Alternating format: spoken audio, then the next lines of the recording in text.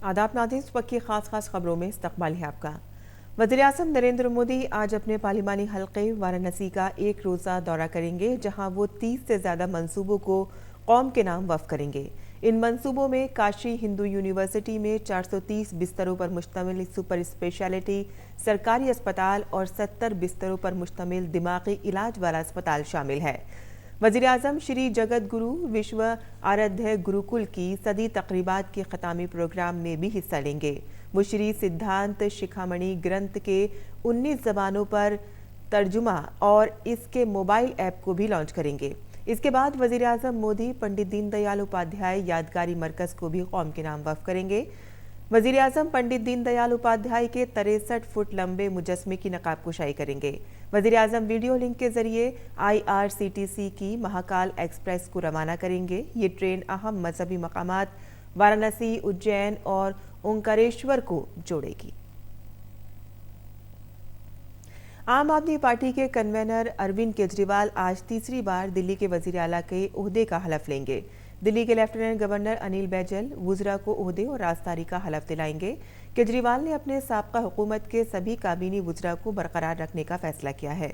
आम आदमी पार्टी ने हालिया असेंबली इंतखाबात में दिल्ली की 70 में से 62 सीटें जीती हैं।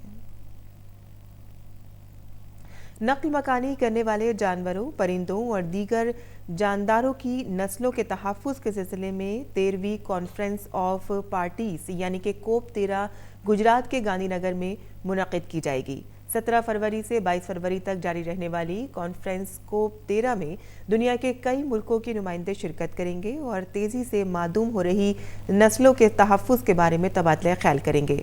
वज़ीर-ए-आज़म नरेंद्र मोदी 17 फरवरी को कॉन्फ्रेंसिंग के जरिए COP 13 का इफ्तिताह करेंगे। इसके साथ ही मुतादिद मुल्की और बैनुल-अक़वामी तंज़ीमें जंगली जानदारों के तहफ़्फ़ुज़ के बेहतरीन तरीक़ों से मुतालिक एक नुमाइश का इनेकाद करेंगी। 22 फरवरी को प्रोग्राम का ख़त्म होगा। 16 तारीख को प्री कॉप मीटिंग का इनेकाद भी किया जाएगा। कर्नाटक के उडुपी जिले में कल एक बस सड़क के किनारे पत्थर के सुतून से टकरा गई, जिससे 9 लोगों की मौत हो गई और कई दीगर जख्मी हो गए। बस पर 35 अफराद सवार थे। मैसूरू की एक निजी कंपनी अपने मुलाजमीन को पिकनिक पर ले जा रही थी, तभी करकला के नज़दीक यह हादसा हुआ। इब्तदाई जांच से पुलिस को शुबा है कि ड्राइवर का बस पर कंट्रोल नहीं रहा, जिससे यह हादसा हुआ। फ्रांस में कोरोना वायरस से मुतासिर 80 साला चीनी सयाह की मौत हो गई है। कोरोना वायरस से मुतासिर शख्स की एशिया से बाहर मौत का ये पहला मामला है।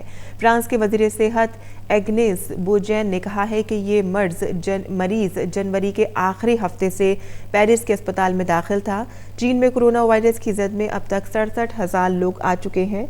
इस खतरनाक वायरस से चीन में मरने वालों की तादाद 1500 से ज़्यादा हो चुकी है। इस दरमियान जापान के भारतीय सिफारत खाने ने बताया है कि जापान के एक जहाज़ में सवार कोरोना वायरस से मुतासिर 3 भारतीय शहरियों की सेहत में बेहतरी आई है और जहाज़ पर सवार किसी दीगर भारतीय की मुतासिर होने की कोई नया मामला सामने नहीं आया है। नेपाल सरकार ने चीन में कोरोना वायरस के बढ़ते कहर के पेश नज़र चीन के हुबई सूबे में फंसे अपने 185 शहरियों को निकालने के लिए नेपाल एयरलाइंस तैयारी को भेजा है। इन नेपाली शहरियों को 14 दिनों के लिए ज़रूरत के मुताबिक तिब्बी जांच और इलाज से गुजरना होगा। अब तक Bharat, America, Canada, Ukraine, Singapore, बरतानिया, उज़्बेकिस्तान, न्यूजीलैंड और ऑस्ट्रेलिया समेत कई मुल्कों ने पहले ही वुहान से अपने शहरियों को निकाल लिया है।